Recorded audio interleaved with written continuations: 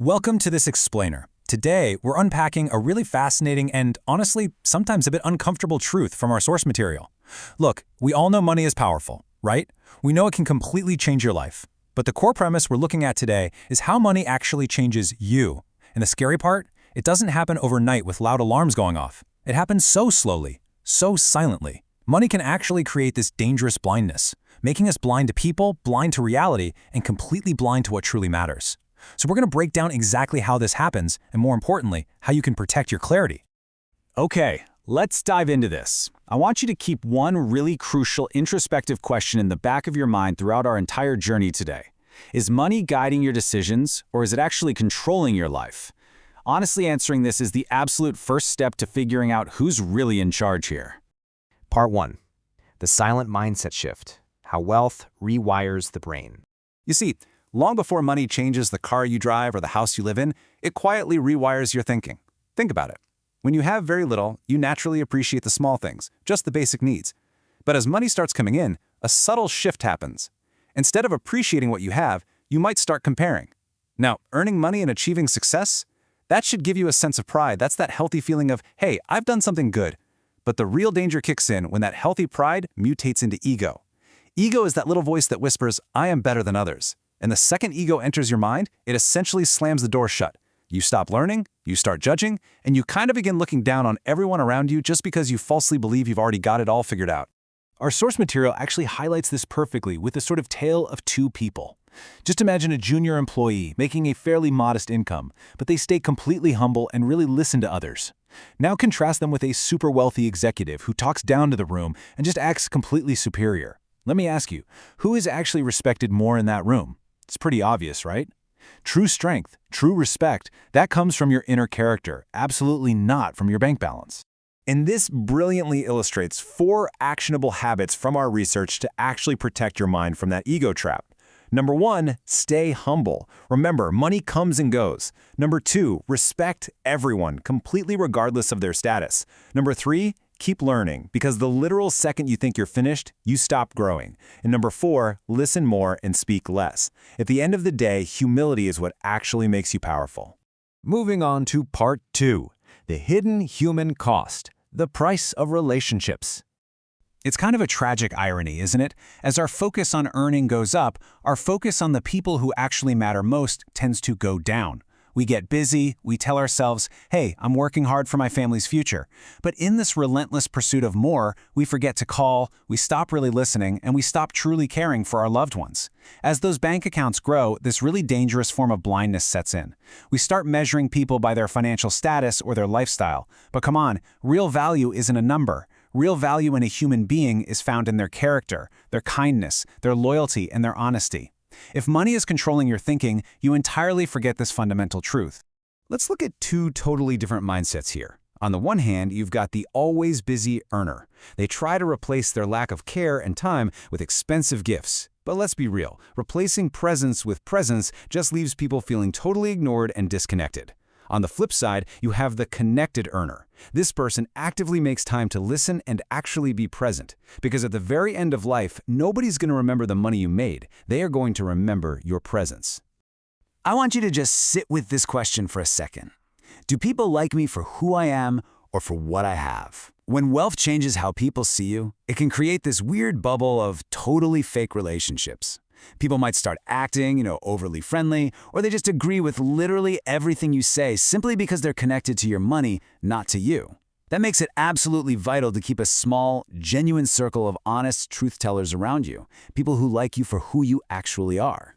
Which brings us to part 3, the trap of endless chasing, hiding pain with purchases. There's this huge illusion out there that having more money is going to automatically fix all your inner struggles. But watch how this innocently spirals totally out of control. It almost always starts out fine, just a simple desire for comfort. Makes sense, right? But then it shifts to wanting status. Next thing you know, you start comparing yourself to others. That breeds ego. And ultimately, because there is always going to be someone out there with more, this endless race without a finish line dumps you right into total emptiness. We end up using constant busyness and endless purchases to just distract ourselves from deep internal pains, like stress or loneliness. In fact, behavioral research famously points out that beyond a certain baseline, once our basic needs are comfortably met, extra income does surprisingly little for our day-to-day happiness. And yet, we just keep running on that treadmill anyway.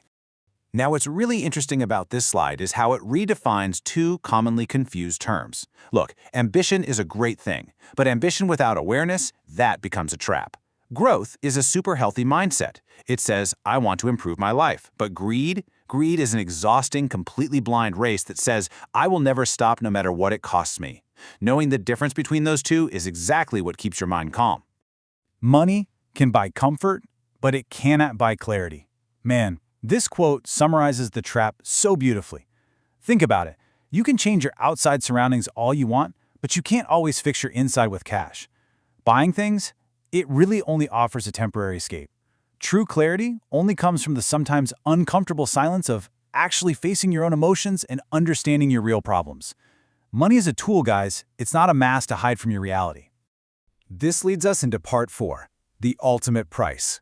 Time, the one resource you can't buy back.